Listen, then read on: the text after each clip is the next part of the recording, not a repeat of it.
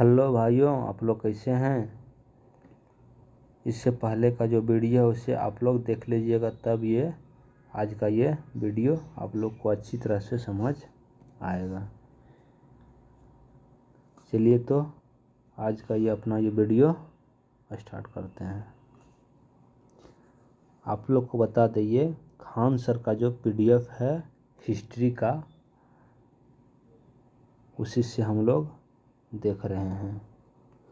इतिहास का जनक किसे कहते हैं? इतिहास का जनक किसे कहते हैं? हेरोडोटस को। इतिहास का जनक किसे कहते हैं? हेरोडोटस को। इतिहास का जनक किसे कहते हैं? हेरोडोटस को। इतिहास का जनक किसे कहते हैं? हेरोडोटस को। भारतीय पुरातत्व का पिता किसे कहता है? अलेक्जेंडर कनिंघम को। भारतीय पुरातत्व का पिता किसे कहते हैं? अलेक्जेंडर कनिंघम को। भारतीय पुरातत्व का पिता किसे कहा जाता है? अलेक्जेंडर कनिंघम को। अलेक्जेंडर कनिंघम को। मानव द्वारा पाला गया प्रथम जानवर कुत्ता था। मानव द्वारा पाला गया प्रथम जानवर कुत्ता था।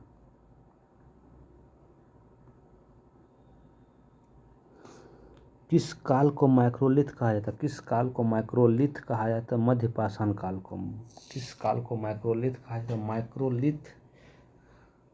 माइक्रोलिथ किस काल को कहा जाता है? मध्यपाषाण काल को। मध्यपाषाण काल में मानव के पास छोटे छोटे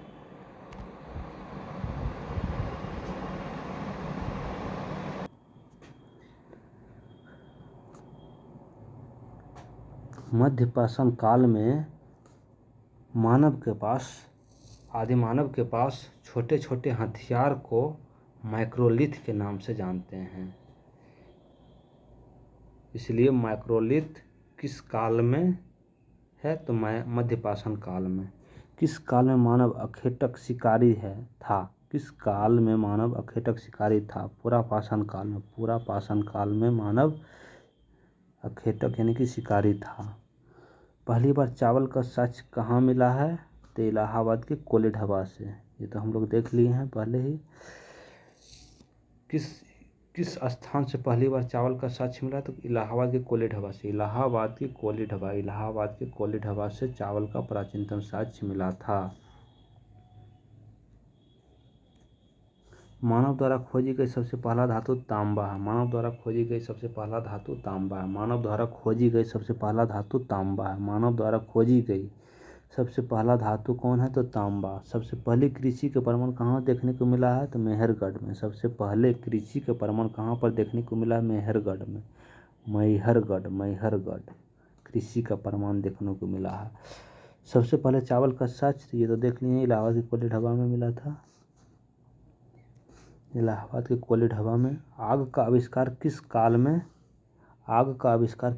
हुआ था? पुरापाषाण काल में। आग का आविष्कार किस काल में हुआ था? पुरापाषाण काल में। आग का आविष्कार किस काल में हुआ था? पुरापाषाण काल में। पहिए का आविष्कार किस काल में हुआ है? नवपाषाण काल में। आग का पुरापाषाण, जबकि पहिए का नवपाषाण। पहिया जब भी बनता तो वो कैसा बनता है? तो नया मतलब नवपाषाण। पहिए का आविष्कार किस काल में हुआ? नवपाषाण काल में। पहिए का आविष्कार किस काल में हुआ है? तो नवपाषाण काल में। भीमबेटका की गुफाएं किसके लिए प्रसिद्ध है? तो गुफाओं के शैलचित्र के लिए। पुरापाषाण काल के गुफाओं के शैलचित्र को देखने के लिए, शैलचित्र उसमें बना है, उसे देखने के लिए भीमबेटका की गुफाएं प्रसिद्ध है। भीमबेटका की गुफाएं जो कहाँ है? तो मध्य प्रदेश में है। एमपी में है। राख का टीला किस नवपाषाणकालीन स्थल से संबंधित है?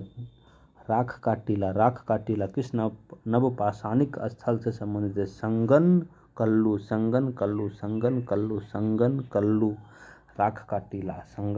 राख का टीला किस नवपाषाणिक स्थल से संबंधित है? संगन कल्लू। रॉबर्ट ब्रूस फुट जो वो कौन थे? तो भूगर्भ वैज्ञानिक एवं पुरातात्विक विज्ञान के मतलब अध्यक्ष थे। भूगर्भ वैज्ञानिक एवं पुरातात्वविद। भूगर्भ वैज्ञानिक एवं पुरातात्वविद हड्डी से निर्मित आभूषण भारत में मध्यपाषाण काल के संदर्भ में प्राप्त हुए थे। हड्डी से निर्मित आभूषण भारत में मध्यपाषाण काल के संदर्भ में प्राप्त हुए थे। ये कहाँ से हुआ था? महदहा से। महदहा। हड्डी से निर्मित आभूषण भारत में मध्यपाषाण काल के संदर्भ में प्राप्त हुए। ये कहाँ से प्राप्त हुए थे? महदहा से। महदहा। मध्यपाषाण महदहा। मध्यपाषाण में मोह, महदहा में मोह। मध्यपाषाण महदहा। मध्यपाषाण महदहा। हड्डी से निर्मित आभूषण महदहा। किसको चालकोलिथिक युग भी कहते हैं? किसको चालकोलिथिक युग भी कहते हैं? ताम्रपाषाण युग को। ताम्रपाषाण युग को हम लोग क्या कहते हैं? चालकोलिथ युग भी कहते हैं ताम्रपाषाण युग को। ताम्रपाषाण युग को क्या कहते हैं? चालकोलिथ युग।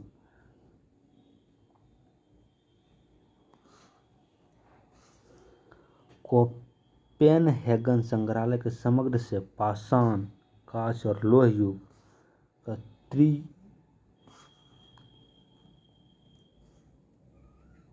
का त्रियुगी विभाजन किया था। किसने किया था? तो थॉमसन ने। किसने किया? थॉमसन ने। कोपेनहेगन संग्रहालय की सामग्री से पाषाण, कांस्य और लोह युग का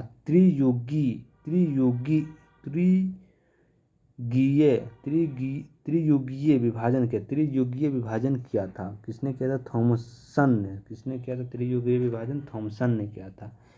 एक ही कब्र से 3 मानव कंकाल निकले थे दमदमा से। एक ही कब्र से 3 मानव कंकाल कहाँ से मिले थे? दमदमा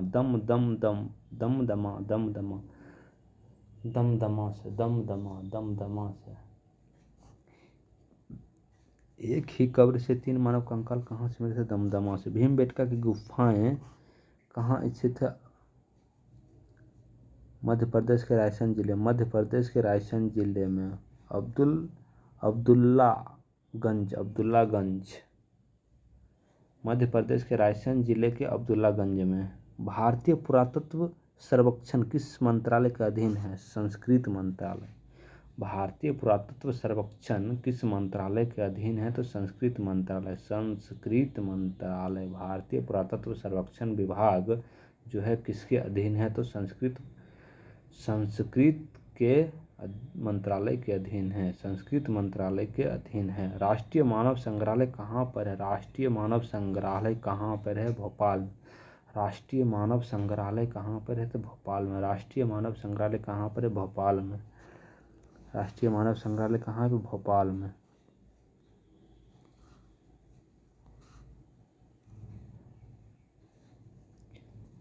गौरिक मृदभांड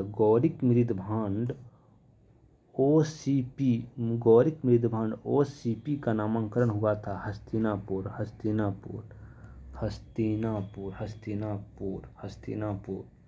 गौरिक मृदभांड पात्र का नामांकन हुआ था हस्तिनापुर में। उत्खनित प्रमाणों के अनुसार पशुपालन का प्रारंभ हुआ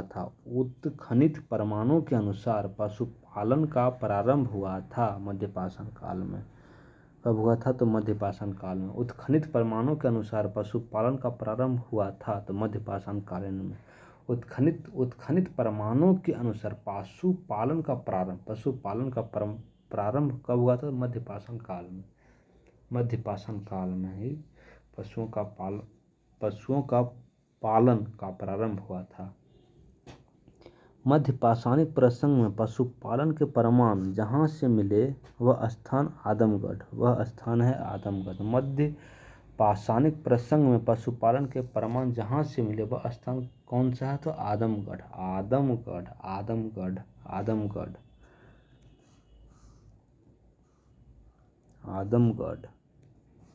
खाद्यान्नों की कृषि सर्वप्रथम प्रारंभ हुई थी नवपाषाण काल में। खाद्यान्नों की कृषि सर्वप्रथम प्रारंभ कहाँ से हुई थी? नवपाषाण काल में से हुई थी। भारत में मानव का सर्वप्रथम साक्ष्य कहाँ से मिला? भारत में मानव का सर्वप्रथम साक्ष्य नर्मदा घाटी। नर्मदा घाटी बहुत इम्पोर्टेंट है, बहुत ही इम्पोर्टेंट है। भारत में मानव का सर्वप्रथम साक्ष्य कहाँ से मिला है? नर्मदा घाटी। नर्मदा घाटी, नर्मदा घाटी।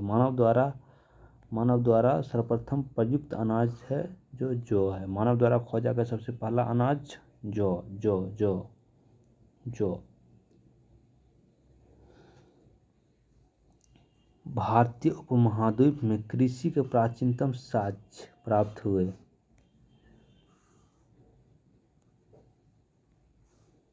भारतीय उपमहाद्वीप में कृषि के प्राचीनतम साक्ष्य प्राप्त हुए लहुरादेव से, लहुरादेव, लहुरादेव से, लहुरादेव से, लहुरादेव से, लहुरादेव से।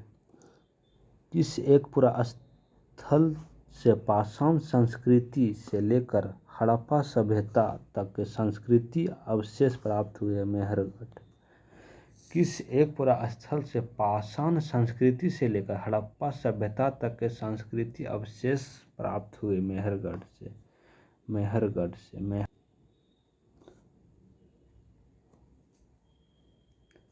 नर्मदा टोली का उत्खनन किसने किया था? नर्मदा टोली का उत्खनन किसने किया था? एच.डी. संकालिया ने, एच.डी. संकालिया। नर्मदा टोली का उत्खनन। नर्मदा टोली किस राज्य में अवस्थित है? तो मध्य प्रदेश में। नर्मदा टोली किस राज्य में है? मध्य प्रदेश में। किस स्थान पर मानव के साथ कुत्ते को दफनाए जाने का साक्ष्य मिला? तो बुर्जहोम से। बुर्जहोम से कुत्ते के साथ, मानव के साथ कुत्ते को दफनाने का साक्ष्य मिला है बुर्जहोम से। गर्ता आवास के साक्ष्य, गर्ता आवास, बुर्जहोम, गर्ता आवास, बुर्जहोम, गर्ता आवास बुर्जहोम से प्राप्त हुआ। गर्ता आवास बुर्जहोम से प्राप्त हुआ।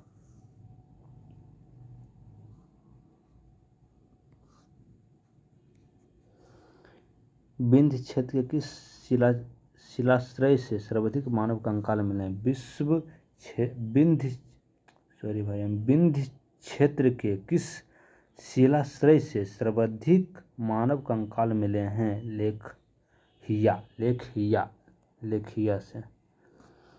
पाषाणकालीन सभ्यता और संस्कृति का अन्वेषण 1862 ईस्वी में सर्वप्रथम किसने किया था? तो ब्रूस फूट ने।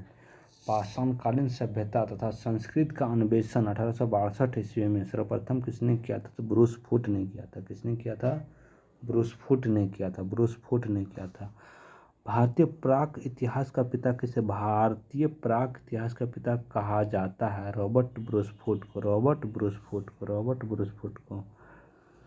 भारतीय प्राक इतिहास का पिता किसे कहा जाता है? रॉबर्ट ब्रूस फूट को। रॉबर्ट ब्रूस फूट को। रॉबर्ट ब्रूस फूट को। पूरा पाषाण काल किस अन्य नाम से जाना जाता है? आखेटक युग। आखेटक युग। पूरा पाषाण काल को किस अन्य नाम से जाना जाता है? आखेटक युग। आखेटक युग। पूरा पाषाण काल को किस अन्य नाम से जाना जाता है? तो आखेटक युग। आखेटक युग। आखेटक युग।